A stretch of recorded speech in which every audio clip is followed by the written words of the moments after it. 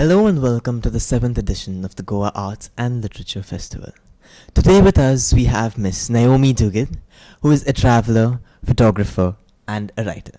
Hello ma'am, it is a pleasure to have you here. Thanks for having me. Yes. So ma'am, you have written a lot of culinary literature and for which you have won many prestigious awards. So could you please tell me about how you started this journey into culinary literature? Oh, that's sort of a long story. But to make it short, I'm interested in place and in what happens there. I'm curious about how things work. And maybe that's because my undergraduate degree was in geography. I don't know. But when I met the person who became my husband and is now my ex-husband, we thought, how can we work together? And what we thought was we could write about food and sell travel photographs, write about travel. But really, writing about travel was not interesting without a food component to anchor it. And so we ended up writing some articles about food because we knew we wanted to do a cookbook. And our first cookbook was about traditional flatbreads. And then when we sold the idea, which was an odd idea in North America at the time, the editor suggested that we do a book not just about flatbreads, but about the dishes that you eat with flatbreads. I mean, flatbreads are food, but then, well, you have in the subcontinent, you have, say, curries or whatever, or sambar, chutneys. In other places, flatbreads are eaten in other ways. And so that was our first book. And so it really kind of evolved out of travel and out of trying to understand what's going on for every day for people, wherever they are, right? Yes. So Food's the best way. You have a book, Tastes of Persia. That's right. Could you elaborate a bit more about how you got the idea of writing this book? Well, the subhead is A Cook's Travels in, it's alphabetical order, Armenia, Azerbaijan, Georgia, Iran, and Kurdistan. And that's Iraqi Kurdistan.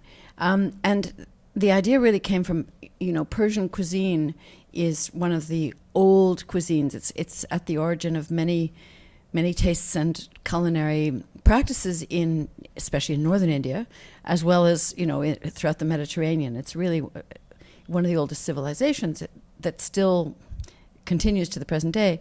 And so I'm not Persian. I wanted to write about it in context. So I wanted to include the cuisines of the area. And the other thing is that, these days in the West, Iran is viewed as sort of this bad place because of the Ayatollahs, the Islamic Revolution. But in fact, that's just headlines. That's just the government. And would any of us want to be judged as being the same as the government of our country? I don't think so. We want to be judged for ourselves, and we have our daily lives, and we have our necessities and our emotions, and so the best way into that for me is again through food. So if I'm going to write about Iran and the Caucasus, I'm not going to be writing about the headlines and the Ayatollahs and the Revolutionary Guard. I'm interested in taking people into the food and the foodways, and I tell stories about my encounters with people to basically, you could say, humanize it and give people something that's beyond the headlines, I would say, apart from the headlines. And food then gives you, and the stories can give you, and photographs can give you an emotional connection and a sense of kind of the reality, the human level of the place. I wanted to do that because Iran has been treated as this pariah state, when in fact most people in Iran, certainly the people I met, were just desperate to have these horrible sanctions done so that they could be treated as human beings again instead of as citizens of a pariah state. Ma'am, now personally, I am jealous of you because you've traveled to stay at places like Armenia, Georgia, and Iran. And I want to go back. Yes, I'd love to go back to Iran. I'm hoping to. So in all these places, have you bonded with people over food? Well, it's more, I hang around. I mean, that's what I do. And I eat, of course, a lot. I eat frequently. It's more, if you're somewhere and not rushed, and also traveling alone. Very important to travel alone. Because if you're traveling with somebody else, you're in a bubble of two. And so why would anybody else talk to you? You already have somebody you're talking to. So the only way is to be vulnerable, to be there present and sort of on your own. And then people will come up and talk to you. And they talk to you in train compartments, at bus stands, you're sitting in a tea shop, anywhere. And if you're staying, say, in a homestay, if there's two of you, there's two of you, you talk to each other. But if you're on your own in a homestay, then there I am hanging around in the kitchen.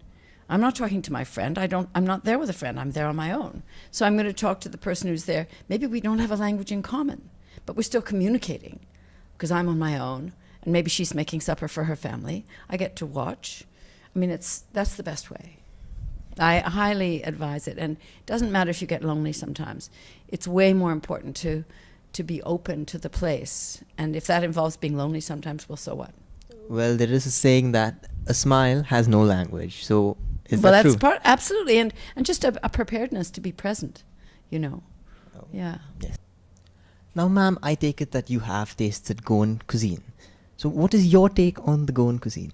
Well, how could it be anything other than a rave? It's really fabulous. It's really delicious. And of course, I haven't tasted every single thing, but I guess the first time I was in Goa, it was relatively recently. I was here with my children and my now ex in, when was it? 2004, I guess, or 2002. And staying down in Palolem mostly, came into Panjim a couple of times. And really delicious. And just the other day, before the GALF, I was invited to dinner and had an extraordinary feast. And, there's prawn curry, and there was I can't remember the name of the cake, but it's sort of a prawn stuffed cake, a savory cake. Oh, so delicious. And of course, then we had bibinka, we had, sans rival for dessert. It was crazy. And and it was so good. And it's that thing where, it would be really sensible to stop. But in fact, it's so delicious that you need to try everything, because it would be a waste of an opportunity if you didn't try everything. So, you're left perhaps a little bit uncomfortable in the tummy region, but, it's still a good decision. The tummy might be uncomfortable, but the but heart so is what? always The heart filled. is always filled, exactly. Yes. And the head is very happy because I got to taste everything, how fabulous. Yeah. Thank you, ma'am. Thank you so much. Thanks. So that was Miss Naomi Duguid, and you are here with me, Samuel Pereira, at the 7th edition of the Goa Arts and Literature Festival. Stay tuned for more interviews.